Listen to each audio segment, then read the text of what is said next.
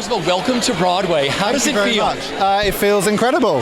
There's a lot of lights and there's a lot of loudness, and people seem really buzzy and happy, and that's incredible. And I'm just sort of amazed that this play has come all the way here. It's incredible. At what point during the process did you arrive here in New York? Was it the early part of rehearsal? I came here we rehearsed in the UK, so I came here for the last dress rehearsal and the first preview. Yeah. So what was it like for you? I mean, the New York audiences have been wonderful. I mean, I was there yesterday. They were riveted, understanding everything about how Parliament runs and everything else. What's blown you away the most about how the audience has, received the play here? Well, I sort of made some changes. I changed some references, and some of them we kept, but actually what was interesting is in previews we found the audience totally got it. They totally listened, totally got all the references, and a lot of them we just put back as they were. Because I think, actually it's a British play, and an American audience doesn't want us to Americanize it or change it. They want to learn about Britain. So it's pretty much the same play. There's a couple of little changes, but the audiences seem to really be listening and loving it, which is fantastic. Yeah, it feels like this play's been an incredible journey, and obviously it's a sort of pinnacle to... Hopefully we'll get crowned here, but we'll see. But I felt the cast did really, really well, and it's a wonderful, wonderful play, so I'm very pleased. We talked about this at that first day you had all arrived in New York. This is such an electrifying play, and I love where it goes. Yeah, I mean, it gets, I think, people in the first scene, and they laugh so much, and it feels really fun. It's lovely sitting there going, this is going to get quite emotional as we go on, and...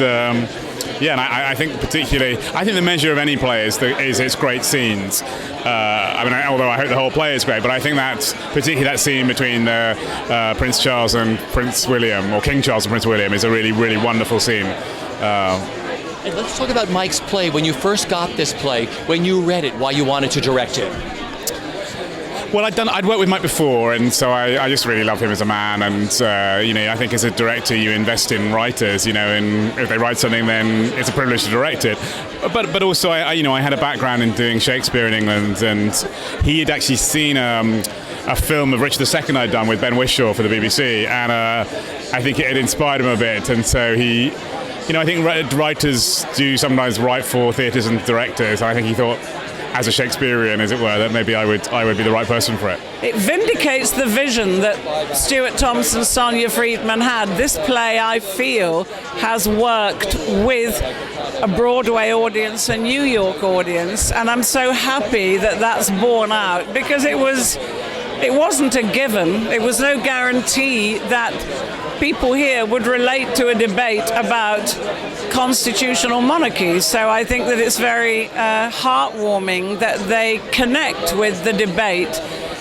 But as I said, I think family is family, and everybody will find in common a father-son, step-family kind of connection. And I think the play's so beautifully written, it allows you to balance that inner domestic drama against the, if you like, the larger public one that's going on. That's my hope.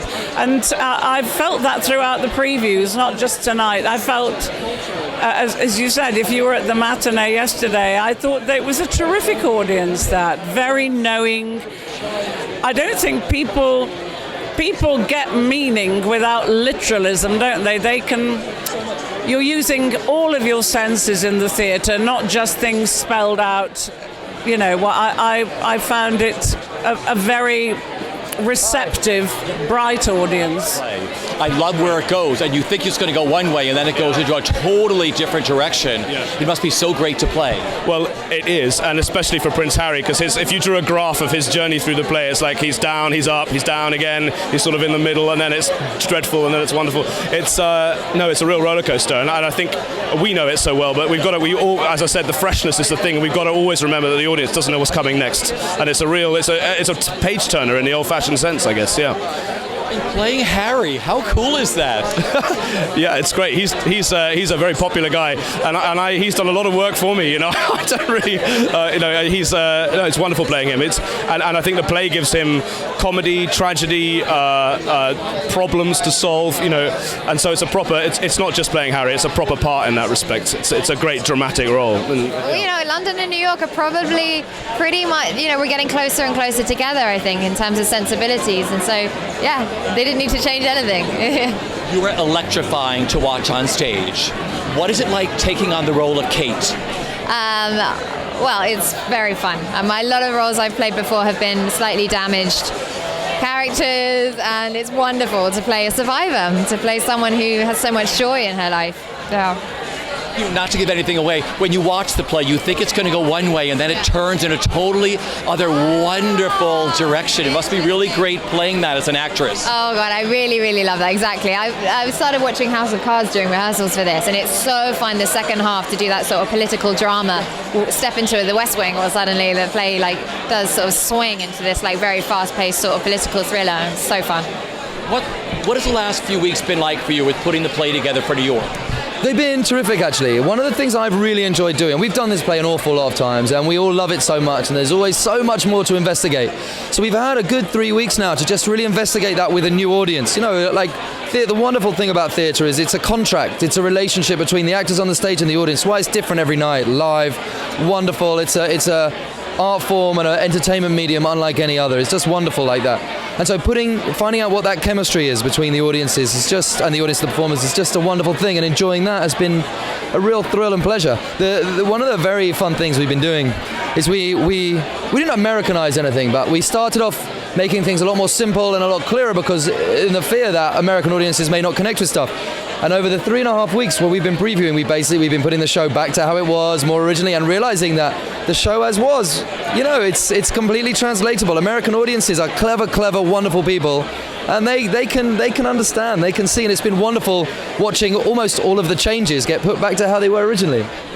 Audiences here have been, I think, more attentive than English audiences. They have really listened to this play, and it repays great rewards. It's a wonderful play. The language of the play is just superb, clever. So I was going to ask you, when you first read Mike Bartlett's play, what you loved about it and his words. Well, Rupert said to me, the director, Rupert said, it's in blank verse, you may not like that. Well, I've done lots of Shakespeare, I love blank verse. So that pleased me, because you can do things if the language is in verse that you can't if it's in prose. You can take it to Shakespearean levels because the language matches. So that's a phenomenal achievement of Mike's. And his language is not Shakespearean, but it's very, very clever. It's modern blank verse. It's just brilliant. So it makes things available to you as an actor. When I read the play, first of all, I thought it would be 10 minutes of royal fun and then go, I don't know where it would go. But of course, 10 minutes into our play, Charles decides to defend the freedom of the press. And you go, wow, there's a play here. Oh, it's an amazing piece of writing.